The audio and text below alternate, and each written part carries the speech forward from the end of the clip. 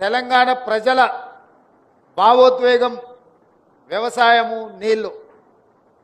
ఈరోజు నేను మీ అందరితో ఒక్క మాట చెప్పదలుచుకున్నా.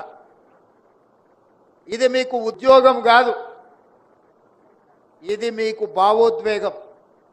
ఈ ఉద్యోగం కావాలంటే మీకు ఎక్కడైనా దొరుకుతుంది. మీరు చదువుకున్న బ్యాక్గ్రౌండ్కి, మీరు చేసిన ఇంజనీరింగ్ పట్టాతో ఇంకో శాఖలో కూడా మీకు ఉద్యోగం రావచ్చు. ఇది ఉద్యోగం కాదు, ఇది మీకు ఒక భావోద్వేగం. ఎందుకంటే తెలంగాణ ప్రజల 4 కోట్ల ప్రజల యొక్క భావోద్వేగం నీళ్లతో ముడిపడి ఉన్నది. ఆ నీళ్లను ఒడిసిపట్టి తెలంగాణ ప్రజలకు అందించవలసిన బాధ్యత, గురుతరమైన బాధ్యత మీ మీద ఉన్నది. అందుకే ఈ భావోద్వేగాన్ని మీరు మనసు పెట్టి నిర్వర్తించాల్సిన అవసరం ఉన్నది.